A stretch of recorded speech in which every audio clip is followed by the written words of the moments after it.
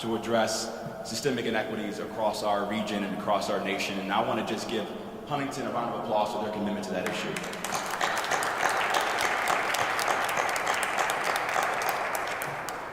You know, the other thing we also recognize over the last several years as we claw our way out of this pandemic is the importance of small businesses.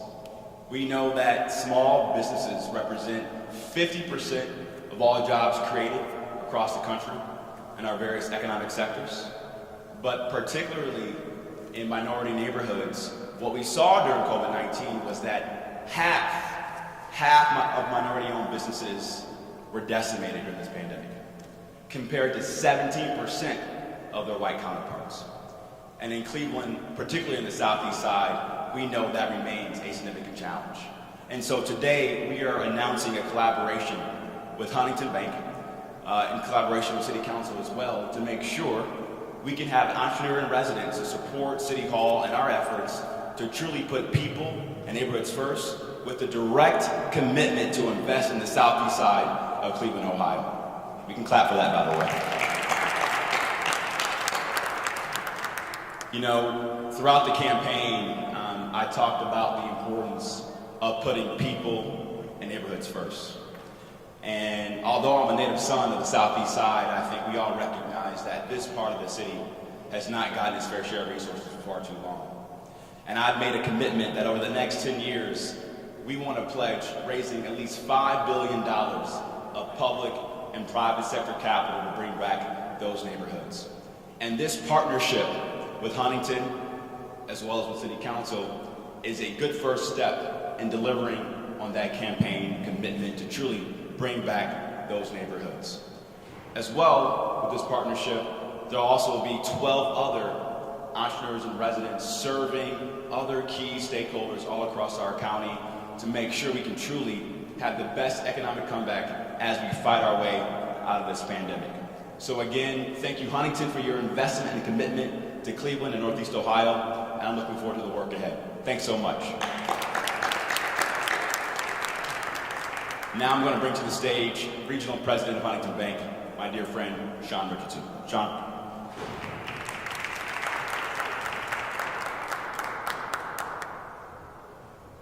Well, good morning, everybody.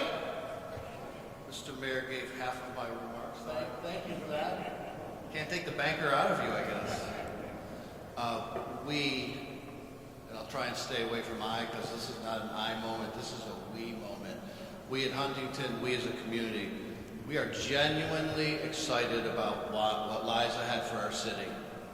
I can feel it. I've been working in downtown Cleveland for 30 years. I can feel the excitement and the support for Mr. Mayor, and for City Council, and for City Hall. So I am very pleased to stand representing Huntington to announce our new Entrepreneurs and Residents program powered by Huntington. That is a mouthful, but that's what we're going with. That's a mouthful. So you heard a little bit about our $40 billion commitment to the community. Let me just underscore where we expect to put that money to make a difference. Social, racial, environmental, and economic inequities. This won't be successful unless we get high metric movement in each of those key measurements. And this program is about metrics. Carrie Carpenter knows that. I hope you know that we will want to measure outcomes, and I am so confident in the success. Let's talk about increased capital.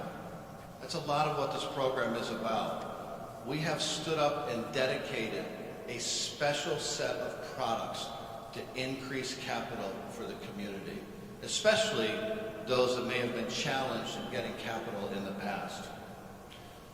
So the program, the Entrepreneurs and Residents program, powered by Huntington, partners with 11 nonprofits. We had the good sense to say, who can do this as well as anybody? We knew it wouldn't be us. So we invited, frankly, many nonprofits to the table. We are working in Cuyahoga, Lorain and Ashtabula County to help small businesses start or grow in order to have a positive economic impact on the greater Cleveland region and its neighborhoods. These small businesses are vital to employment, as you heard from Mr. Mayor. I want to underscore that we developed this program by listening to our partners. I think that's key. I've been at this a while.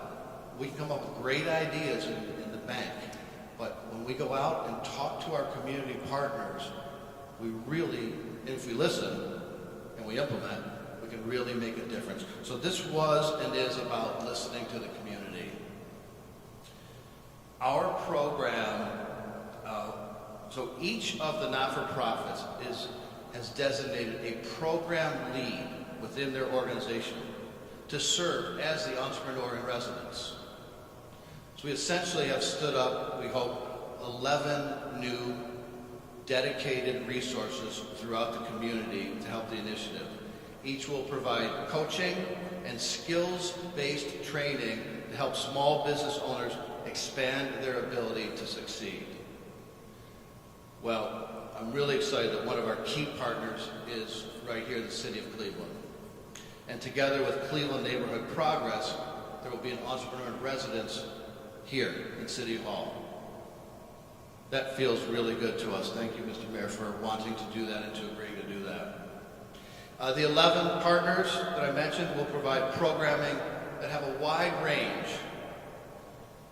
Minority real estate development for contractors, manufacturing, immigrant entrepreneurs, students and youth, and our older residents as well. The program, as I mentioned, will provide not just access to capital, but coaching, financial management, digital technology skills, business planning, business growth, marketing, sales, revenue strategies, and more. Especially talent development. That was a big list when we listened to the partners in the room at a kickoff 2 weeks ago. They said, wouldn't it be great if you could help these small businesses with gaining labor resources? So we pivot on a dime, and we will do that. So I'd like to recognize the 11 not-for-profits that will provide these services to the small businesses, most of which are here today. And they are Cleveland Neighborhood Progress, the Urban League of Cleveland and its UBiz Venture Capital, the Greater Cleveland Partnership and Cozy, Global Cleveland Magnet, Assembly for the Arts, ECDI and the Women's Business Center, the President's Council, the New Entrepreneurs Opportunity Fund, Tri-C, and Lorain Community College. Thank you for all of us in Huntington.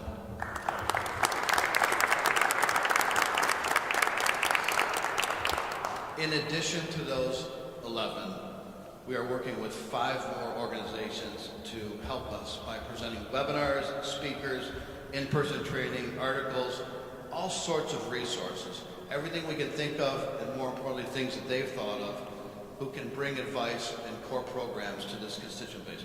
For example, the City Club of Cleveland will offer programming that features entrepreneurs and small business owners throughout the year.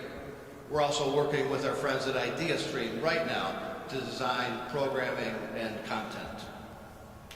We are really, really pleased to announce that we have invested more than $500,000 in this first-year program through covering these entrepreneurs and residents on location. We will be so excited to measure, I'm a big measuring person, to measure and see the impact of the programming. Now, I want to tell you that there is one person in this room that made this happen more than any other one person in this room. And that is my partner at the bank, Carrie Carpenter.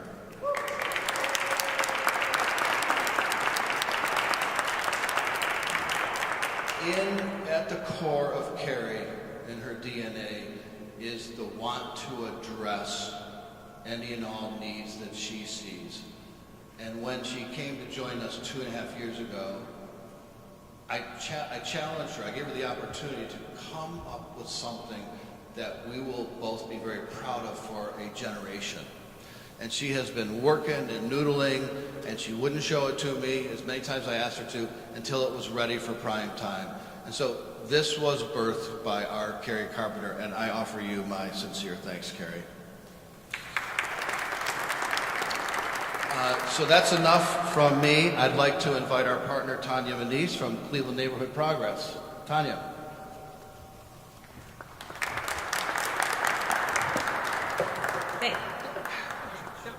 Thank you, Sean.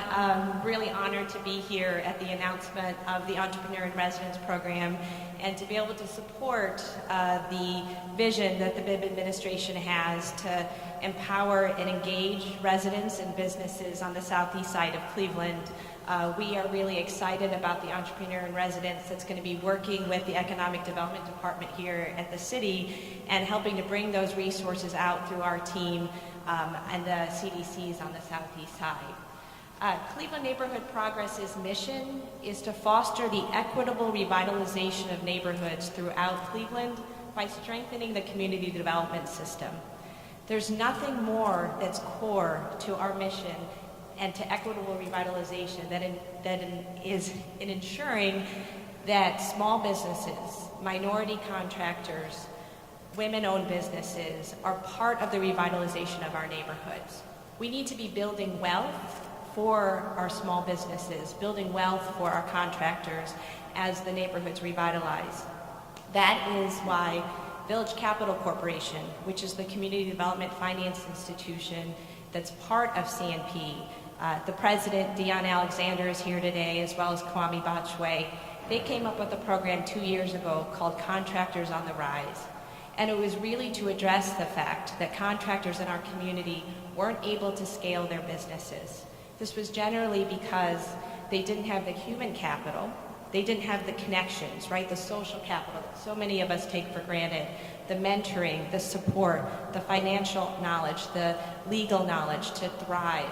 And then finally, what Huntington is really here trying to address is the financial capital. We need to prepare these contractors and these businesses to take advantage of the financial capital that our banking partners want to invest in them. And that's the gap that Contractors on the Rise started to fill. Andrea Wilson is one of our contractors. She's here today. We're really excited she could join us. She's really shown what can happen when we come together to support entrepreneurs in our businesses, in our communities, I'm sorry. Finally, I think I just want to mention that the pandemic, as we all know, has exacerbated the challenges for our small businesses. So there could be no better time for Huntington to make this investment. We really need to ensure that we're supporting our businesses so they can grow and thrive, not just so that they can finish the next job. And so we are really appreciative, excited to be part of this journey that Huntington is on with all of the other partners that are here today. And just, thank you for including us, and we're excited to get to work.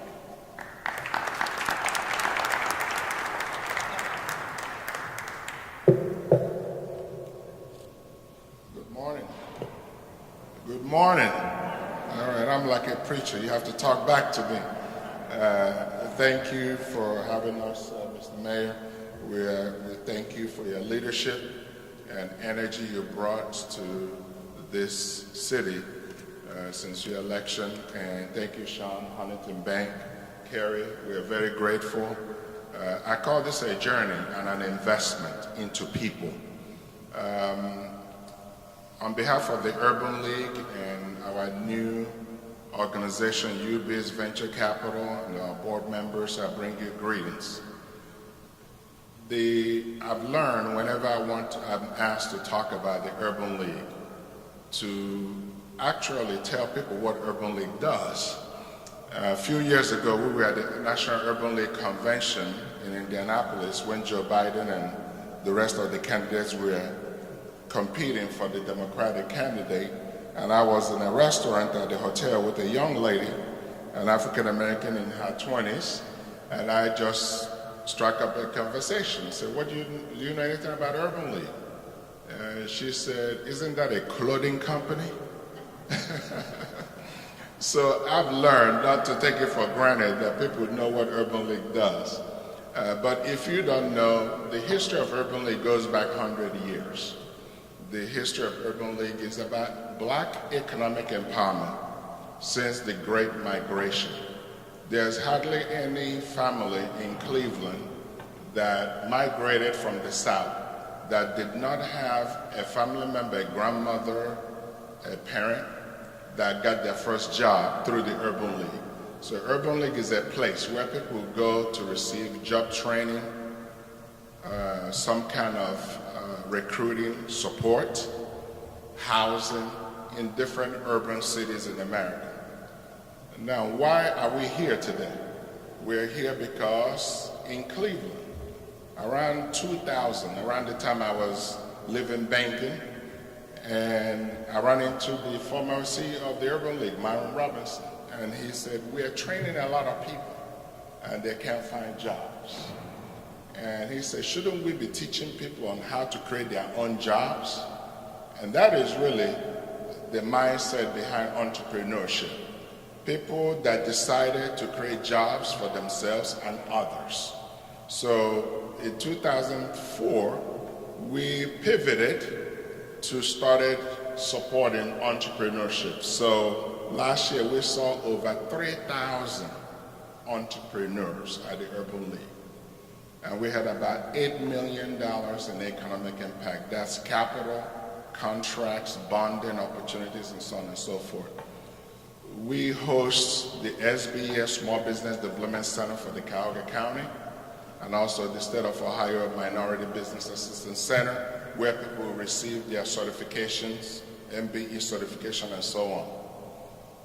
While we've been so pleased with the results we've had in the past 17 years, access to capital continues to be a challenge with black businesses.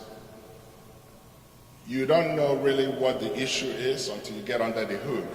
You know, most bankers here could relate to that. So that's why we started UBIZ Venture Capital. We also didn't want to have another micro loan fund in Cleveland because we have a few. We did, COVID happened, and we did another pivot to say, what would we do to make sure whenever there's a great recession or some economic shock, it doesn't take black businesses 3 times longer to come out of it. And we decided that the reason for that is that there's not enough black businesses of scale in Cleveland.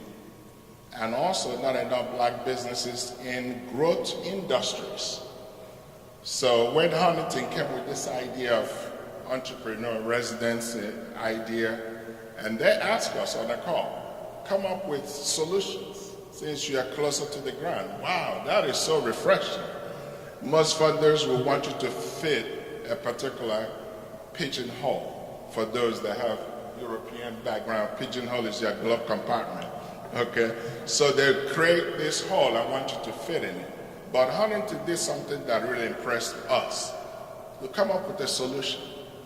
And through our research during COVID, during 2000, we decided that there is not enough young entrepreneurs in the black community in the innovation space, advanced manufacturing, renewable energy, IT. So this idea came from that research, and we said we're going to partner with all these great assets. We have great academia in Cleveland. We need to take Case Western Reserve, Cleveland State, Tri-C to the community. And we're going to align capital with these businesses because we work with a lot of people with great ideas, but nobody is ready to give them that initial seed capital.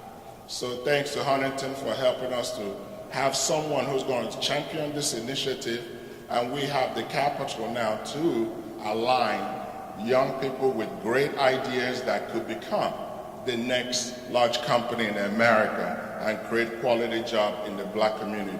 Thank you so much for inviting us. Let's give Huntington and all of our partners another round of applause if we can. You know, I'm entering my 4th week in office as mayor. Several weeks ago, we announced a $17 million commitment from the city to help eradicate lead paint, in addition to another $50 million investment from the Cleveland Clinic.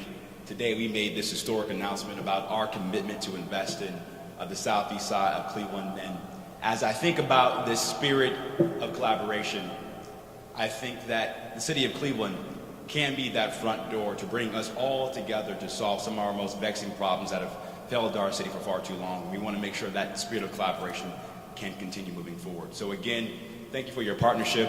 Thank you for the hard work, and we're looking forward to the work ahead. Thanks so much. Now, I'd like to invite my partners on stage to see if there's a couple of questions from the press.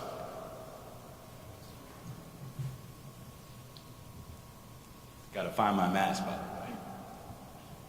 Yes. When are we going to start seeing this go into place? When are we going to see these programs happening? When are we going to see those actions? What's that timeline look like for this? Yeah, I'm so glad you asked that question about timing. We have approved the grants, and we have the money in the hands of these various not-for-profits, and they have begun the effort of staffing these roles. So our expectation is that, our hope, is that by the end of the first quarter of this year, that we are up and running, and that we see some really early deliverables and some early wins, this year, as soon as we can. Follow-up question. You mentioned staffing. I mean, a lot of small businesses, what's hurting them is staffing. They can't get people to work. How are you guys going to make sure, hey, we're going to help these small businesses, and staffing isn't going to be one of the burdens they have to face? So I think one of the challenges you're seeing right now in the labor market is COVID has changed how we think about work. And one of the things we want to do, particularly in our Main Street businesses in the Southeast side, in those critical corridors, is really understand what are the pain points that business owners have in terms of recruiting and attracting talent. But then secondly, how do we scale them up so they have the capital to invest and the capital to bring more labor into their respective businesses. But thirdly, we need to do a better job of listening to residents and listening to customers to ensure we're creating businesses that truly support those neighborhoods. And it's our job at City Hall to make sure from a governmental perspective, we are creating the right conditions for those small businesses to thrive. Because without those successful Main Street businesses in those commercial corridors, we don't have true neighborhood stability long term in our city. Tanya, you want to talk a little bit about that? So I think that's why we're really excited about this partnership with the city for the Entrepreneur in Residence. It's going to be working with Michael Elliott on our team and the visioning process for the Southeast side. Because what we found is, again, you know best about what residents, but businesses need from a staffing perspective when you're actually out there talking with them. And what we really find often is that we have a skills gap. And I think we all know that, right? We have a lot of businesses who are ready to hire, and we have residents who are looking for work, and the skills don't match. And that is a longer term process, but something that the Urban League works on, and that we know we need to work on together. But the biggest thing, I think, really is understanding that the commercial corridors on the southeast side of our city have been disinvested in. Many of the storefronts, many of the businesses need investment, and then they also need the other two things I talked about, which were human capital and social capital, to help build up their capacity to hire and retain employees. Any other questions? Yes, Yeah.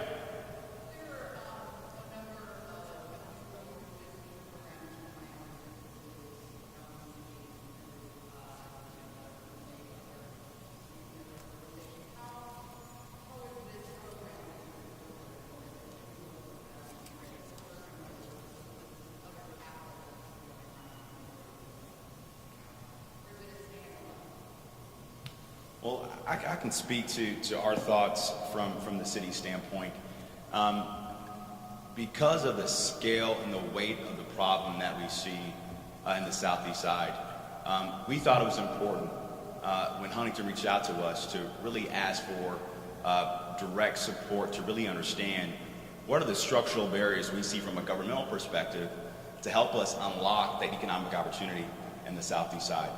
But we want to approach this with a spirit of collaboration. We know that the Urban League does amazing work in our city. We know that the President's Council does amazing work. We know that GCP does great work as well. And so what we want to figure out is where are those points of collaboration, and how do we do a better job of connecting the dots so we can make sure that investment is realized long term in that part of the city?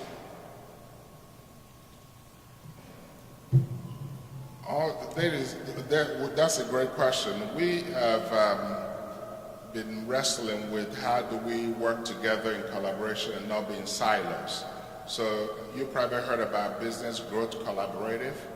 All the organizations that's been mentioned, we are part of that. A dozen of us are part of that. And we meet monthly to share resources and small business need manufacturing prototype, a magnet, but they also need capital, so we bring capital from ECDI or from the UB's venture capital. So we really solved that in the past 5 years. And Cleveland Neighborhood Progress is a member of that. So that Business Growth Collaborative has been an engine in the ecosystem that brings us together. Yep.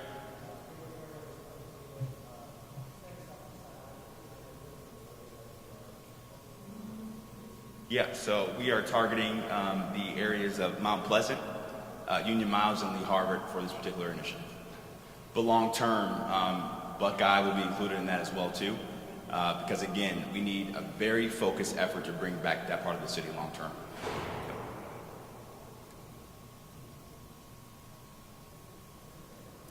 Last question. The city is very diverse, and when you're talking about these disadvantaged communities, you have Latinos, you have Afghan refugees, you have so many different diverse communities. Are you going to be working with community leaders to ensure that you're getting to each of them and helping them in the best ways that they can? Absolutely. It's critical that every neighborhood can thrive in our city. However, we know that there's parts of our city that need targeted direct investment. And we believe this program can support some of those most disadvantaged parts of our community, but long term, we won't be a successful city until we have a good economic energy in all parts of our community long term. How can those small businesses reach out or find out more information if they're a part of these communities and they want those resources? Sean, you want to talk about the outreach effort for the initiative? Yep. Thank you so much for asking that question. Fundamentally, Cleveland is really blessed with a community development corporation system. Our main purpose at CNP is to support and uplift and ensure that system has the resources it needs. What we really saw during the pandemic and before that is that small businesses need a trusted partner, right? It's no matter how good we are, it's pretty unusual for a small business to just actively reach out to the city or the state or to a bank unless they have a bridge. And what we're really trying to do throughout the city is ensure that we have engagement, empowerment, small business corridor staff, which this program is helping with on the southeast side, that develop those relationships with business owners and that trusted relationship that then they'll say, yeah, I'm willing to go into the Huntington branch for support or go to the Urban League or work with the city on a storefront renovation program. And those folks are throughout the city today, but where we need to really kind of rebuild that community development infrastructure and have targeted support right now is on the southeast side. Okay. Thanks guys so much, we appreciate it.